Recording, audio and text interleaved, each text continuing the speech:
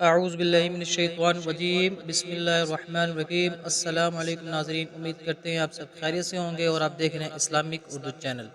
آج ہم آپ کو انشاءاللہ سورۃ یاسین کے فضائل کے بارے میں بتائیں گے اور ساتھ 6 حدیثیں بھی بتائیں گے۔ سورۃ یاسین کو قرآن مجید کا دل بھی کہا جاتا ہے۔ آئیے شروع کرتے ہیں۔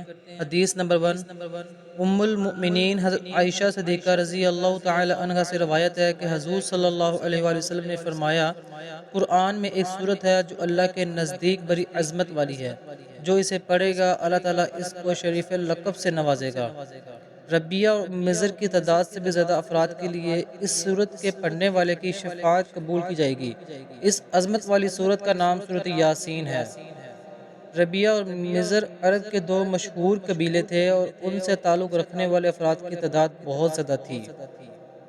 حدیث نمبر 2، حضرت انس رضی اللہ عنہ سے روایت کرتے ہیں کہ جو شخص یاسین شریف پڑھے اسے 10 قرآن مجید پڑھنے کا ثواب ملے گا۔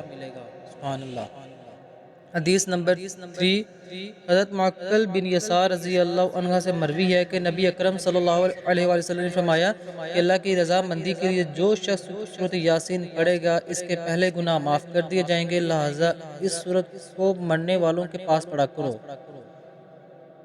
حدیث نمبر 4، حضرت ابو ہریرہ رضی اللہ عنہ سے مروی ہے کہ رسول اللہ صلی اللہ علیہ وآلہ وسلم نے فرمایا کہ جس نے رات کے وقت سورۃ یاسین پڑھی اس حالت میں صبح کو اٹھے گا کہ وہ بخشا ہوا ہوگا۔ سبحان اللہ۔ حدیث نمبر 5، حضرت ابن عباس رضی اللہ تعالی عنہ سے روایت کی ہے کہ نبی کریم صلی اللہ علیہ وآلہ وسلم نے فرمایا کہ میری یہ تمنا ہے کہ یہ سورۃ یاسین ہر امتی کے دل میں ہوتی۔ بے شک۔ حدیث نمبر 6، حضرت عطا بن رباح تابعی رضی اللہ عنہ سے مروی ہے کہ مجھے یہ حدیث پہنچی کہ جو آدمی دن کے آغاز میں سورۃ یاسین پڑھے گا اس کی تمام ضروریات پوری کر دی جائے گی۔ ان احادیث سے معلوم ہوا کہ سورۃ یاسین پڑھنے سے دین و دنیا میں ہر قسم کی بھلائی حاصل ہوتی ہے، خاص کر مرنے والوں کے قریب اس سورت کی تلاوت کی جائے تو اس پر نزا کی مشکلات آسان ہو جاتی ہے۔